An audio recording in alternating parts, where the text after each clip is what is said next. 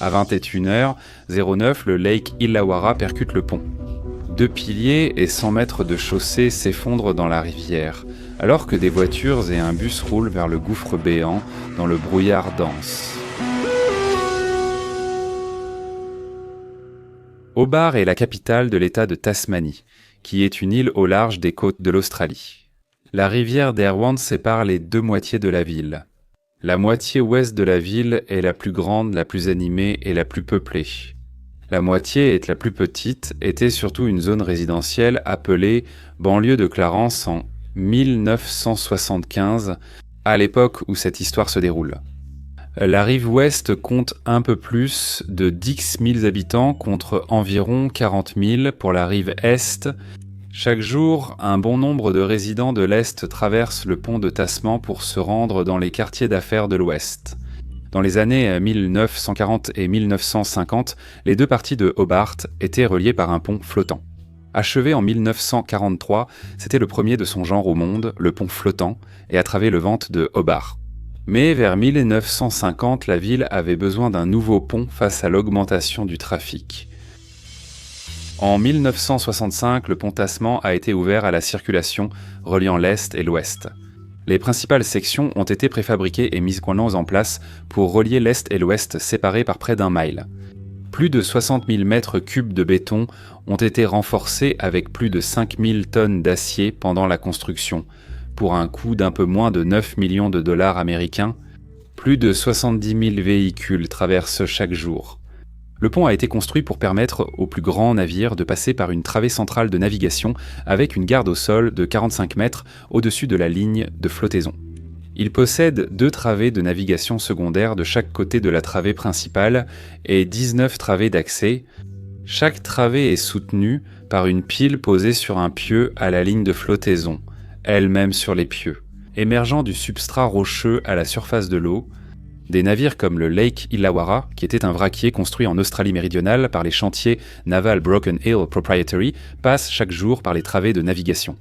Lancé en mars 1958, le navire mesurait 140 mètres de long pour une largeur de 18 mètres. Il était exploité par la Commission australienne du transport maritime côtier. Et, au fil des ans, il passait fréquemment sous le pont Tasman en direction du quai de Risdon, en amont de Hobart, à près de 3 km au nord du pont Tasman. Le 5 décembre 1975 à 21h, le vraquier Lake Illawarra remonte la Derwent devant Hobart vers le pont Tasman. Il transporte 10 000 tonnes de concentré de minerai de zinc pour Easy Industries vers les usines de Risden. Le capitaine du navire, Boleslaw Pelk, a l'intention de passer par la travée de navigation Est, et oui, c'est bien son vrai nom. À 21h15, le navire dévie légèrement en approchant du pont. Le capitaine Pelk ne fait pas très attention dans les forts courants de marée. Je n'ai pas pu trouver les horaires des marées de 1975, mais il semble que la marée monte et pousse le navire vers le pont en remontant la rivière.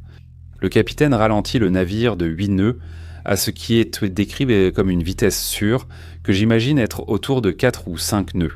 Le gouvernail d'un navire ressemble à une aile d'avion. Le vent doit passer au-dessus pour générer de la portance. Pour qu'un navire puisse manœuvrer, l'eau doit s'écouler le long du gouvernail. Si le navire dérive dans le courant et que le gouvernail se déplace à la même vitesse que l'eau, alors le navire ne peut pas tourner. Donc le capitaine Pelk doit maintenir une vitesse suffisante pour garder le contrôle du navire.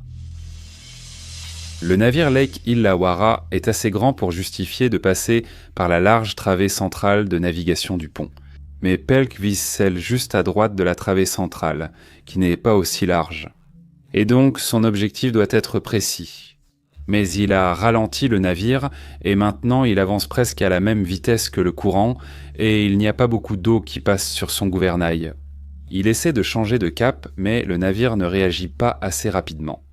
Dans une ultime tentative désespérée d'éviter le pont, Pelk ordonne la marche arrière à fond, ralentissant le navire jusqu'à ce qu'il avance à la vitesse du courant. Et il perd tout contrôle sur la direction. Le navire dérive dans le courant vers le pont, à mi-chemin entre la travée centrale de navigation et la rive est. Entrant en collision avec la tête de pieu des piliers 18 et 19, les 2 piliers soutiennent 3 travées de la chaussée. 127 mètres de béton et de métal s'effondrent dans la rivière et sur le pont du navire. En quelques minutes, le Lake Illawarra gîte sur tribord et coule dans 35 mètres d'eau. Lors de la collision tard dimanche soir, peu de véhicules se trouvaient sur le pont. Aucune voiture ne circule sur la travée, soutenue par les pylônes 18 et 19 lorsque ces sections s'effondrent. Frank et Sylvia Manley sont sur le pont, rentrant chez eux, en voiture, lorsque la voiture devant eux disparaît dans l'épais brouillard. Au moment où les lumières du pont s'éteignent, Frank ralentit, cherchant à voir la voiture devant lui. Quand Sylvia crie que le pont a disparu, il freine brusquement et la voiture s'arrête en glissant, ses roues avant oscillant au-dessus du vide. Sylvia regarde par la fenêtre et voit un tourbillon d'eau ainsi que le navire entraîné sous l'eau par le poids du pont en béton sur lequel Frank et Sylvia auraient dû rouler. Elle réalise que la voiture devant eux n'a pas disparu dans le brouillard. Murray Ling conduit sur le pont dans les voies en direction est avec sa femme Hélène et leurs 2 enfants. Lorsque les lumières du pont s'éteignent, il ralentit puis remarque que plusieurs voitures devant lui semblent disparaître en roulant tout droit par-dessus le bord. Il écrase la pédale de frein et la voiture s'arrête à quelques centimètres du bord. La voiture derrière eux est prise au dépourvu et percute l'arrière de la voiture familiale de Murray, poussant les roues avant au-dessus du vide. Il aide sa famille à sortir de la voiture, puis tente de prévenir les 2 voitures qui approchent du gouffre. Il l'ignore et passe à toute vitesse, allant même jusqu'à faire une embardée pour l'éviter avant de plonger par-dessus le bord dans la rivière. Sans se décourager, Murray fait signe à un bus qui fait une embardée, dérape et vient s'écraser contre les rambardes latérales, sauvant ainsi les passagers à bord. Quelques minutes après la catastrophe, les habitants accourent sur les lieux en bateau et se précipitent sur la rive. Du béton tombe encore du pont, des fils électriques sous tension pendent et de l'eau s'écoule d'une conduite cassée. Les habitants qui fouillent leur rôle à la rivière et les abords du pont parviennent à sauver 35 des 42 membres d'équipage du navire. 7 membres d'équipage du navire sont piégés à l'intérieur et se noient. Peu après, la police arrive et prend le contrôle de la situation. Au cours des heures et des jours suivants, un grand nombre d'organisations participent à la réponse d'urgence. Des services d'incendie, de secours, aux remorqueurs, aux travaux publics, à la Marine royale australienne et à bien d'autres services. À 2h30 du matin, le lundi 6 décembre seulement, 5 heures après l'accident, une équipe de 14 plongeurs des mineurs de la marine arrive à Hobart pour aider la police maritime à récupérer les véhicules tombés du pont. 2 voitures sont retrouvées le 7 janvier. L'une est renflouée le jour même, l'autre 3 jours plus tard. Un 3e véhicule est découvert enfoui sous les décombres le 8 janvier et un 4e véhicule n'est jamais retrouvé. Les plongeurs de la marine doivent naviguer à travers les débris du pont, du béton brisé, des barres d'acier renforcées, des garde-corps, des tuyaux et des câbles électriques. Le 3e jour des recherches, de forts vents soufflent des débris dans l'eau depuis le pont au-dessus, arrosant les plongeurs qui travaillent en dessous. Une inspection épuisante et difficile de l'épave du Lake Illawarra est achevée par l'équipe de plongée le 13 janvier, opérant dans une faible visibilité et de forts courants fluviaux. La perte du pont de Tasman déconnecte les 2 parties de la ville, ce qui perturbe le mode de vie des habitants de Hobart. Près de 30% de la population de la ville vit du côté est de la rivière, dans la banlieue de Clarence.